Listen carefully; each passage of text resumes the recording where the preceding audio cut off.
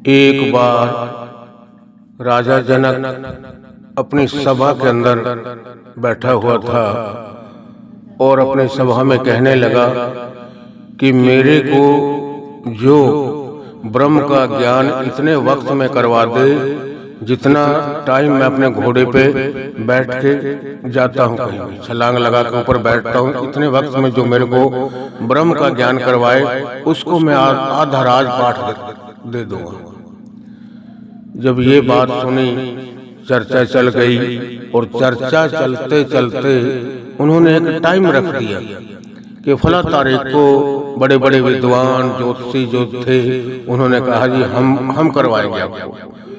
तो एक तारीख मुकर्रर की गई, जिस तारीख के मुताबिक वो सारे राजा महाराजा बड़े बड़े विद्वान मालिक के भक्त प्यारे वो पहुंचे उसके घर, उसकी सभा में, और अपने अपने तरीके से सबने राजा जनक को समझाया, मगर उसके मन को शांति नहीं मिली। कहने लगा नहीं, मेरे को अभी मेरा दिल नहीं मान रहा कि मेरे को ब्रह्म का ज्ञान हुआ नहीं जो चीज मैं लेना चाहता। तो आखिर में किसी ने कहा कि गुरु राजा जी, एक अष्टावक्र नाम का गुरु जो जंगल में रहता है, अष्टावक्र नाम का एक गुरु है जो जंगल में रहता है और अपने मालिक की भजन बंदगी में ही लीन रहता है और कुछ नहीं करता, वो आपको करा सकता है ब्रह्म के ज्ञान। तो राजा का हुक्म था, उसने अपने एहलकारों को भेजा।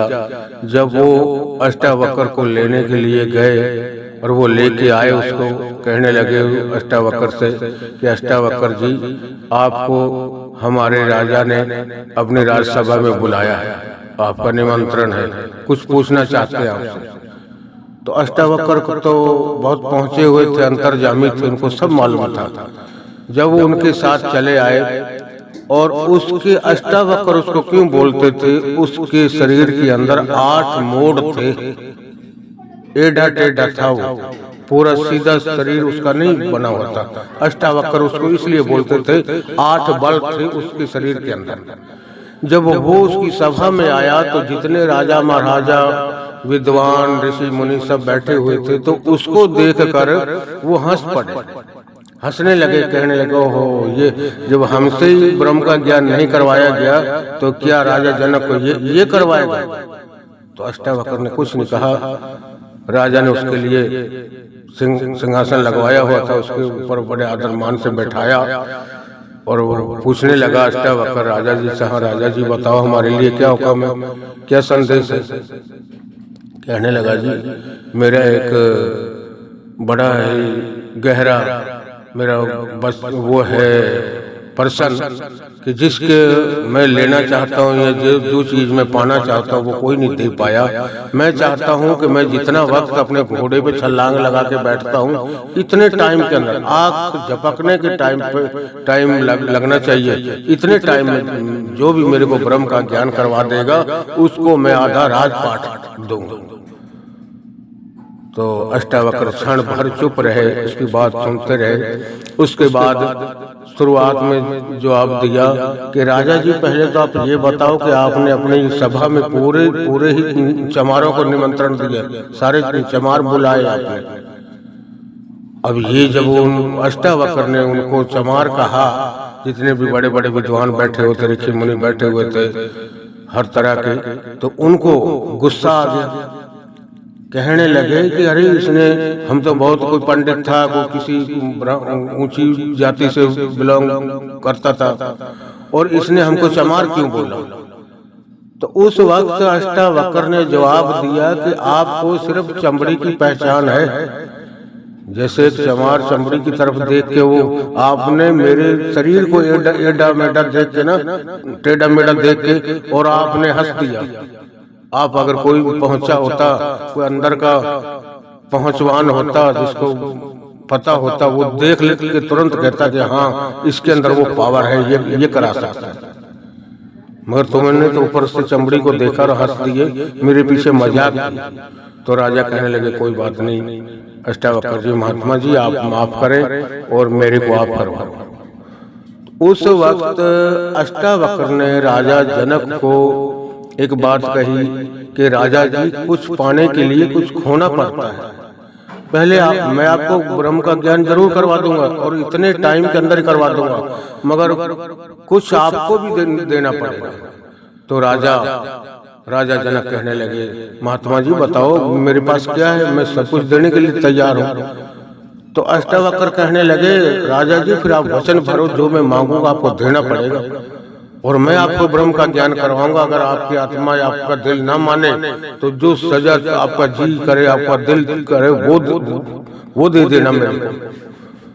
अब राजा जनक ने उसको अष्टावक्र को वचन दे दिए कि महात्मा जी मैंने आपको वचन दिया, जो आप कहोगे वही आपको मैं दूंगा।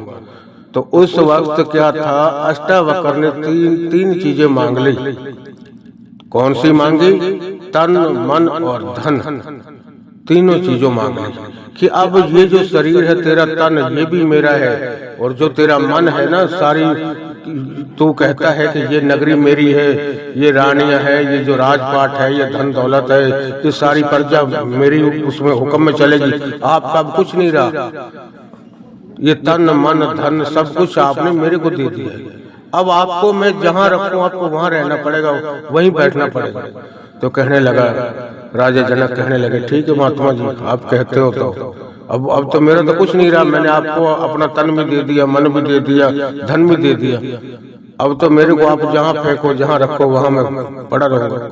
तो उस वक्त अष्टावक्र ने कहा कि ऐसा करो, जहाँ अब सारे जो बाहर से आए हुए हैं संत महात्मा ऋषि मुनि, जहाँ सबकी ज्योतियां उतरी हुई है, उनके बीच में जाकर बैठ जाओ अपने इस सिंहासन को छोड़कर। तो ये कोई छोटी मोटी बात नहीं थी।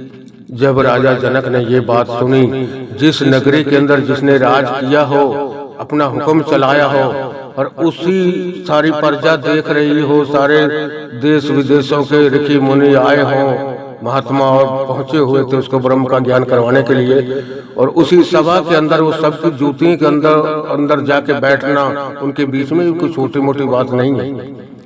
तो राजा जनक को जब हुक्म दिया अष्टावक्र ने कि राजा जी ऐसे करो, इस सिंहासन से खड़े हो और वहां जाके बैठ जाओ, तो जितना उसका वो मैं था, राजा वाला मान था, घमंड था, अहंकार था, वो सब कुछ खत्म हो चुका था।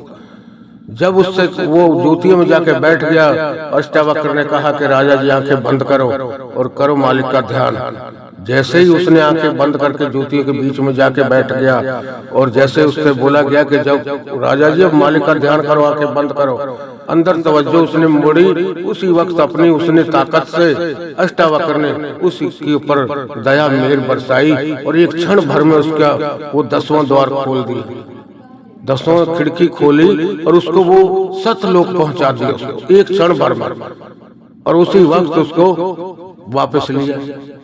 इतना कुछ उसने देख लिया, सचखंड के दर्शन करवा दिए, अंदर सतलोक पहुंचा दिया उसकी रूह को, और एक आंख के झपकने के वक्त में, इतनी देर में ही उसको वापस लिया।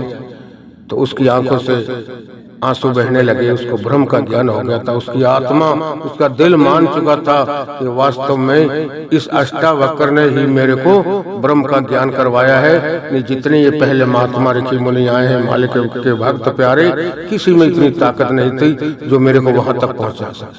तो उसके राजा जनक अष्टावक्र के चरणों में गिर पड़ा कि गुरुजी अब आप मेरे को अपना एक चेला, एक सेवक बना। उस वक्त फिर राजा जनक को उसने नाम शब्द दिया, और मालिक से जुड़ने की एक जो युक्ति है, जिसको आज हम नाम कह देते कि हमें नामदान मिल गया। वो नाम क्या है? नाम हमारे सतगुरु जी कहते हैं, ना नाम किसी को दिया जाता है, ना नाम कभी लिया जाता है किसी से। नाम तो तुम्हारे अंदर है, बचपन से ही तुम नाम की ताकत से ही चल फिर रहे हो, बातचीत कर रहे हो, हर काम जब तक आपके अंदर नाम है आप चल फिर रहे हैं। जब मालिक ने अपने नाम को वापस खींच लिया, तुम्हारा ये शरीर डेड है, तुम्हारा ये शरीर मिट्टी बन जाएगा। तो ये नाम की ताकत से ही तुम चल रहे हो। तो इस साखी के दौरान मैं आपको समझा रहा हूँ कि हमें, हमारे अंदर जब तक वो मान है, वो घमंड है, वो अहंकार है, हम कभी परमात्मा को नहीं पा सकते। राधा स्वामी।